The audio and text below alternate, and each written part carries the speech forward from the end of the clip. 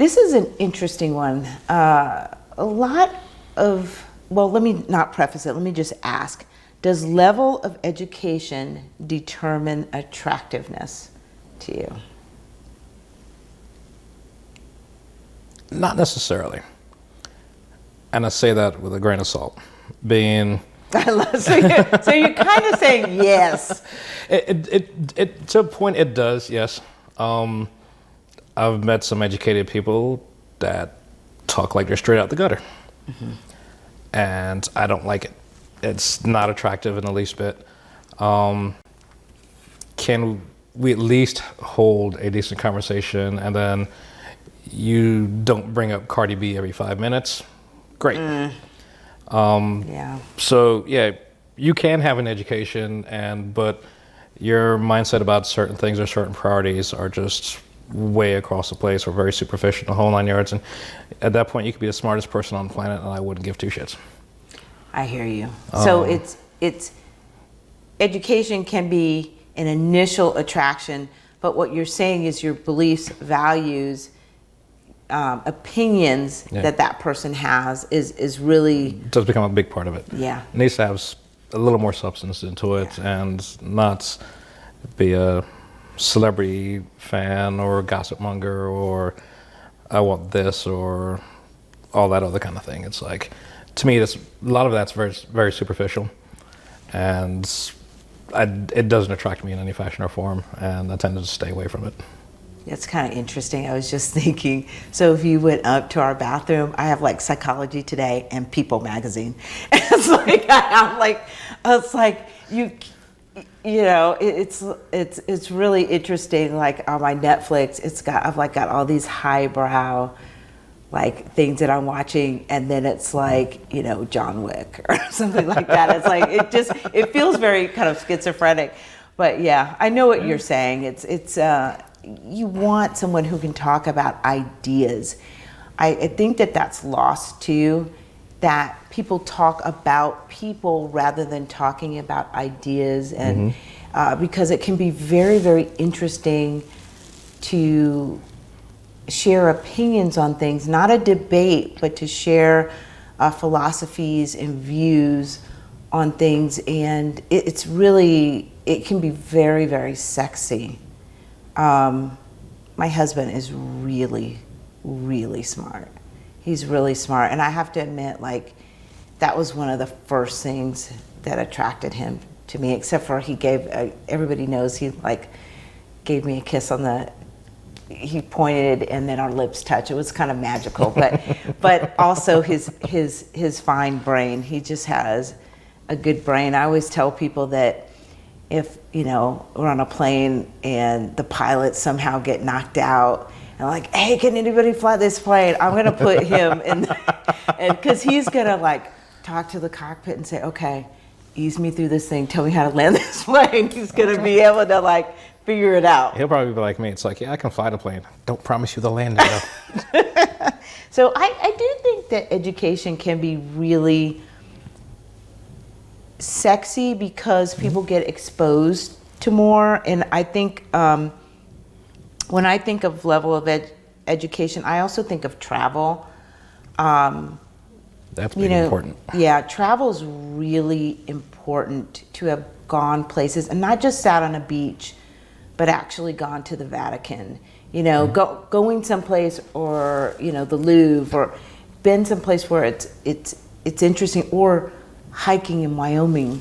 You know, whatever that is. But I do think that travel is very sexy too, and that's a form of education. So it doesn't necessarily always have to be book smarts. Yeah, book smarts. And I firmly agree. It's like, I used to joke around with my friends, and it's like, they always ask me, it's like, what's one of the questions you always ask? It's like when you're, you know, dating people or whole 9 yards, one of my first questions always used to be, do you have a passport? If you don't have a passport, do you ever consider that you want a passport, or so forth? And it's like, no, I live in this state and I go one state over to the beach. So basically here we are in Georgia, and it's like, I go to Florida for the beach. I'm like, ever had an idea to want to go someplace else? Yeah. And if that person said had no interest, no nothing, it's like, this is going to be a really short conversation. Yeah. I would agree with that. For me, that would be a deal breaker. Yeah. It's like I've No got no passport. problem. Yeah, I've got no problem if no one's ever been somewhere. But if you don't have to drive, or the thought that you want to go see something else, it's like, hey, I want to go see the glaciers. I want to go see the Grand Canyon. I want to go see the Vatican. If you don't even have that as part of your thought concepts, I mean, it kind of makes me think, okay, you're thinking very locally. And It's provincial, and if you hear what's the Vatican, that's scary. That is scary. Okay. it's like, hey, that's that place down the street by the QT. Yeah, it's yeah. Oh, my bad. That's the varsity. Sorry. Yeah. Yeah, I've been to Athens, Georgia. Yeah, so education, guys, what you put in your brain is super, super important. You know, I think a great question on a date is, what's the last book you've read? Or what's the last podcast you've listened to? Because some people don't always like to read, but they do like to get new information. And so for some people that can be a podcast, because maybe they don't have time to read, or reading is not their joint. But that's still, there are other ways to learn. And so if somebody says, well, I don't read, I would ask about a podcast. And if that would be a deal breaker. It's like, okay, you know, if you're not reading and you're not listening to podcasts, you know, how do you get information? How do you learn, you know, about what's happening in the world, or new ideas, or you're not putting anything new into your brain? And that's just boring. Yeah. I mean, it's boring. I know. You need an alternative opinion about something somewhere. It's like, if you want to remain mainstream all the time, then you're just kind of really missing out. You're keeping yourself pigeonholed into this one line of thought, and it doesn't seem like you want to deviate from it. So it's like, makes you boring, at least to me. No, I agree. My husband and I were having dinner the other day, and I got a little teary-eyed, and because he's always reading, always learning different things. And I just realized, God, I love this guy so much, because I always learn so much from him. He's interesting. I'm not bored. Like, he's always reading something that's different. And so it's just kind of exciting to be around somebody who's engaged in the world in an intellectual way. Yeah.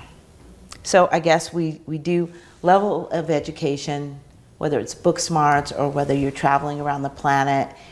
It's really sexy, and it does determine attractiveness. So that is a big fat yes.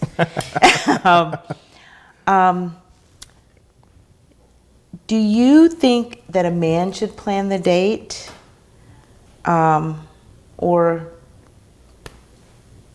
would you prefer that a woman? I mean, do you prefer to plan the date, or would you prefer the woman to plan the date? I think it's either or. Usually if it's first date or initial stages and so forth, it tends to be, I will plan it. But you actually want to surprise me? You plan a date, says we're going out here, we're going to do this, we're going to do that. If my head isn't spinning around in circles by the time I'm going, huh? I'll be shocked. It's like, because I find it to be a great surprise, and it's, you know, it's a connection. It's not something that happens very often. So, I mean, it tends to be that I do, or it's, you know, it's kind of like done in tandem, in which it's like, okay, I was thinking about this, what do you think about that? It's almost sometimes like when I go out with my friends, like, okay, I want to go see this vineyard this weekend. So, okay, we plan on that. It says, wait a minute, I know this place that's nearby, let's go through there and so forth. So it's done together. But usually what's the date? It's like, please, surprise me. I have no problem with that. But otherwise, it's usually I'll send a plan, and maybe somebody she'll throw in and says, okay, well, can we do a movie as well? And says, okay, well, what are you interested in? Action movie? Is it going to be a drama, romance? What's out, basically. And then, you know, you do it together at that point.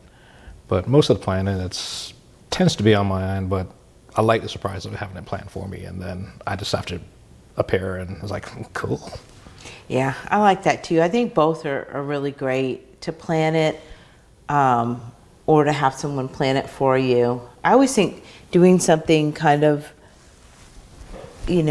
like a hike is fun, or or going to like the museum is fun, or hearing live music is really great. Yeah. Even if it's not your kind of music, it doesn't even matter. Like, I'm not a big country music fan, but I was telling Kev this new, I think it is, there's a concert happening in New York City, and I remember when I went to go see Garth Brooks, I didn't even know any of Garth's music, and I had a great time. There was also Billy Joel and some other people, but I had a fantastic time.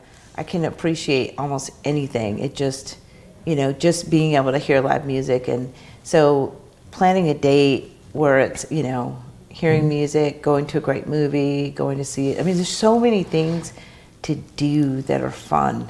Oh yeah, and I've been seeing recently where there's this little app or something called like Adventure Dates. It's a list of different kind of adventures that you can go out and do together.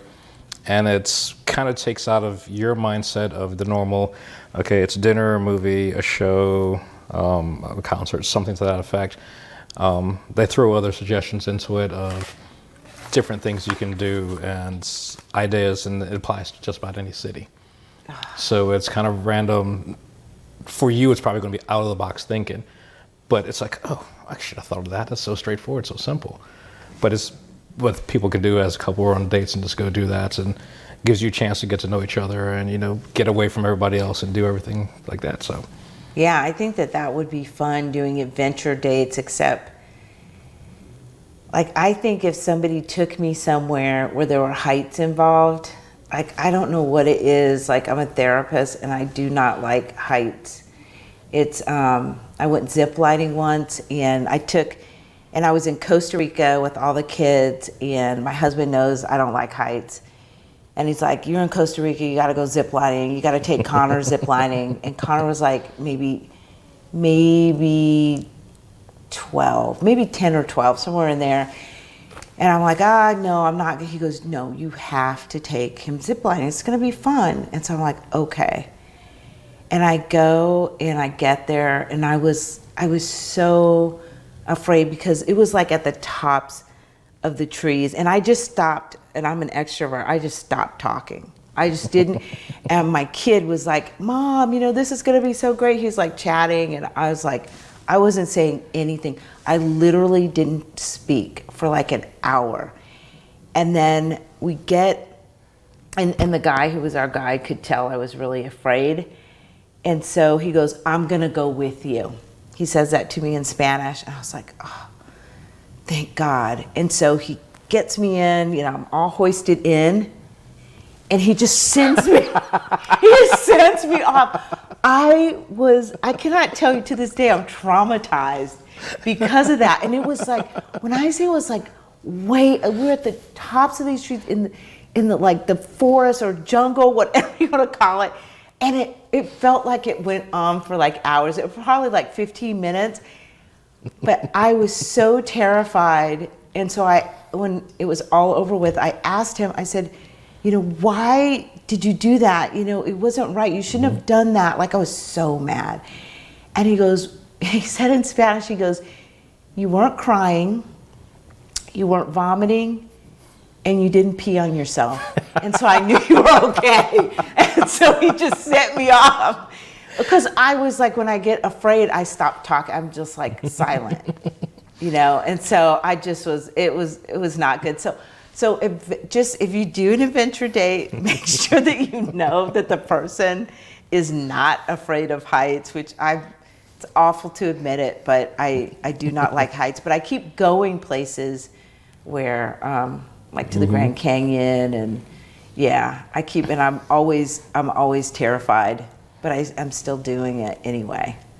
So my next thing is I'll probably go up in a balloon, and I'll be scared the whole time. I'll be silent though. I'll be silent though, right? Yeah. Thank you guys so much, and I want to thank you, Gary. Thank you so much for being here. No, it's my pleasure. Thank you. I really appreciate it.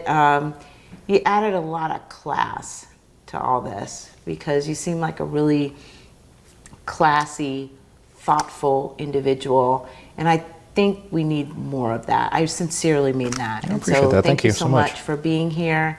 And thank you, whoever stayed to the end and got to hear my ziplining story.